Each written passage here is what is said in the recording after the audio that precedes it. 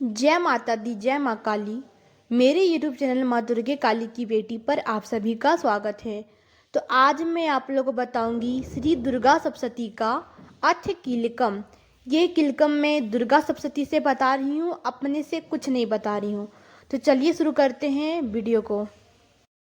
मार्कंडेय जी कहते हैं, विशुद्ध ज्ञान ही जिनका शरीर है, तीनों वेद ही जिनके तीन दिव्य नेत्र है, जो कल्याण प्राप्ति के हेतु है तथा अपने मस्तक पर अर्धचंद्र का मुकुट धारण करते हैं, उन भगवान शिव को नमस्कार है।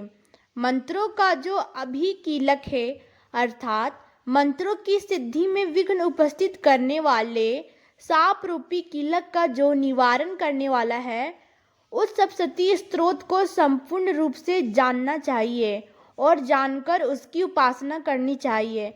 यद्यपि सप्तशती के अतिरिक्त अन्य मंत्रों के जप में भी जो निरंतर लगा रहता है, वह भी कल्याण का भागी होता है।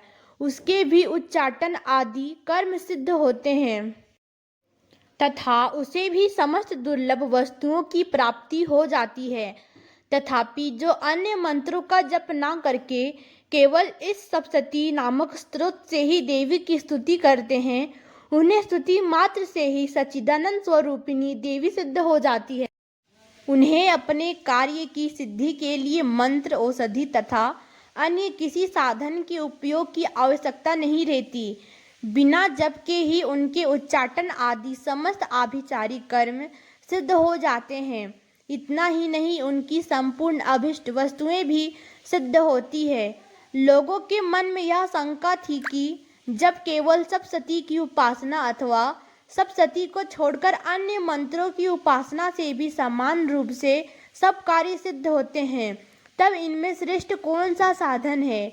लोगों की इस शंका को सामने रखकर भगवान शंकर ने अपने पास आए हुए जिज्ञासुओं को समझाया कि यह सप्तशती नामक संपूर्ण स्त्रोत ही सर्वश्रेष्ठ एवं कल्याणमय है। तदनंतर भगवती चंडिका के सप्तशती नामक स्त्रोत को महादेव जी ने गुप्त कर दिया। सप्तशती के पाठ से जो पुण्य प्राप्त होता है, उसकी कभी समाप्ति नहीं होती, किंतु अन्य मंत्रों के जप जन्य पुण्य की समाप्ति हो जाती है। अतः भगवान शिव ने अन्य मंत्रों की अपेक्षा जो सप्तशती की ही श्रेष्ठता का निर्णय किया, उसे यथार्थ ही जानना चाहिए। अन्य मंत्रों का जप करने वाला पुरुष भी यदि सप्तशती के स्त्रोत और जप का अनुष्ठान कर ले, तो वह भी पूर्ण रूप से ही कल्याण का भागी होता है। इसमें तनिक भी संदेह नहीं है। जो साधक कृष्ण पक्ष की चतुर्दशी अथवा अष्टमी को एकाग्रचित होकर भगवती की सेवा में अपना सर्वस्व समर्पित कर देता है और फिर उसे प्रसाद रूप से ग्रहण करता है, उसी पर भगवती प्रसन्न होती है, अन्यथा उनकी प्रशंसा नहीं प्राप्त होती। इस प्रकार सिद्धि के प्रतिबंधक रूप कील के द्वारा महादेव जी ने इस स्त्रोत को कीलित कर रखा है। जो पूर्वोक्त रीति से निष्कीलन करने इस सप्तशती स्त्रोत का प्रतिदिन स्पष्ट उच्चारण पूर्वक पाठ करता है, वह मनुष्य सिद्ध हो जाता है, वही देवी का पार्षद होता है और वही गंधर्व भी होता है। सर्वत्र विचरते रहने पर भी इस संसार में उसे कहीं भी भय नहीं होता। वह अपृत्यों के वश में नहीं पड़ता तथा देह त्यागने के अनंतर मोक्ष प्राप्त कर लेता है। अतः कीलन को जानकर उसका परिहार करके ही सप्तशती का पाठ आरंभ करे। जो ऐसा नहीं करता उसका नाश हो जाता है। इसलिए कीलक और निष्कीलन का ज्ञान प्राप्त करने पर ही यह स्त्रोत निर्दोष होता है और विद्वान पुरुष इस निर्दोष स्त्रोत का ही पाठ आरंभ करते हैं। स्त्रियों में जो कुछ भी सौभाग्य आदि दृष्टि गोचर होता है, वह सब देवी के प्रसाद का ही फल है। अतः इस कल्याणमय स्त्रोत का सदा जप करना चाहिए।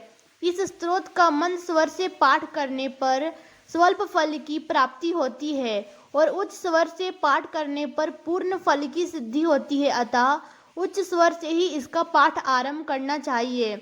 जिनके प्रसाद से ऐश्वर्य, सौभाग्य, आरोग्य, संपत्ति, शत्रुनाश तथा परम मोक्ष की भी सिद्धि होती है, उस कल्याणमयी जगदम्बा की स्तुति मनुष्य क्यों नहीं करते। तो पूर्ण हुआ अर्थ कीलकम। अगर आपको मेरी वीडियो अच्छी लगी हो तो मेरे चैनल को लाइक कीजिएगा, सब्सक्राइब कीजिएगा, शेयर कीजिएगा। मिलती हूँ अगले वीडियो में। जय माता दी, जय माँ काली।